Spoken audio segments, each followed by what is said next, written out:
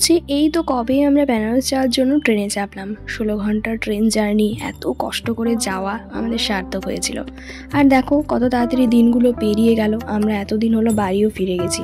But ভ্লগগুলো এখনও আমি তোমাদের সাথে সবগুলো শেয়ার করতে পারিনি, কারণ এত ভ্লগ না আমি একেবারে হ্যান্ডেল করতে পারছি না, আর বলতে গেলে টাইমও হয়ে উঠছে না এডিট করে তাড়াতাড়ির মধ্যে তোমাদেরকে দেওয়ার। তো চলো আজকে আমি তোমাদের সাথে শেয়ার করবো যে বেনারসের দ্বিতীয় দিনটা আমাদের কীরকম ছিল। যদিও এই বড় ভ্লগ আমি অলরেডি আপলোড করে দিয়েছি, বাট মিনি ভ্লগও ভাবলাম তোমাদের সাথে শেয়ার করি। তো চলে এসেছি বিশ্বনাথ মন্দির, আর ওখানে নিয়ে নেই ফোন জামা।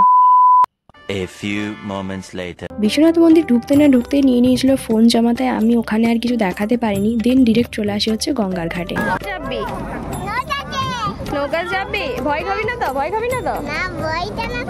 তো তোমরা নিশ্চয়ই বুঝে গেছো যে তখন আমরা চাপতাম হচ্ছে নৌকাতে, আর নৌকা করে কিন্তু আমরা ঘুরবো 84টা ঘাট। নৌকাতে চাপবো সেটা তখনও ফাইনাল হয়নি, তাই আমি তোমাদেরকে চারিদিকটা একটু ঘুরিয়ে ঘুরিয়ে দেখাচ্ছিলাম। দেন ফাইনাল হলো আমাদের নৌকা, বাট ওই নৌকাতেও আমরা চাপিনি, আমরা আবার নৌকাটা চেঞ্জ করেছিলাম। আর জানো তো নৌকাটা কিন্তু আমরা পুরোপুরিভাবে পার্সোনালভাবে বুক করে নিয়েছিলাম, যাতে আমরা খুব ভালোভাবে এনজয় করতে পারি।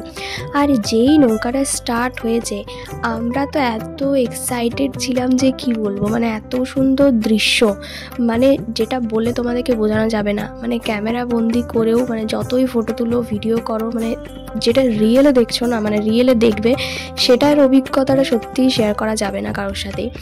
আর মানে এত ভালো লাগছিল নৌকাতে চেপে, আমাদের সবারই এত এক্সাইটেড ছিলাম আমরা সবাই মিলে, সত্যি বলছি খুব ভালো লেগেছে ঘুরে।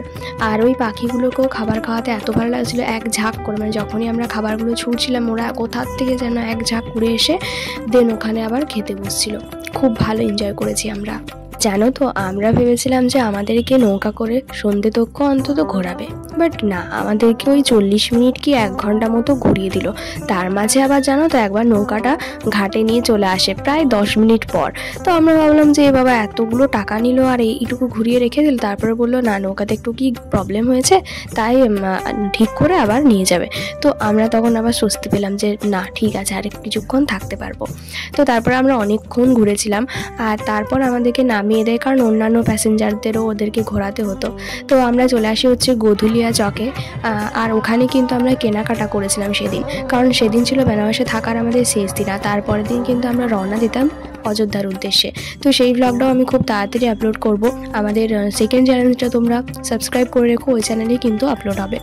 তো তারপর আমরা টুপিটাকে কেনাকাটা করার পর আমরা চলে যাই হচ্ছে অন্নপূর্ণা মন্দিরে প্রসাদ খেতে, আর তারপর চলে যাই হচ্ছে গেস্ট হাউসে। তো চলো আজকের মতো এইটুকুই, বাই।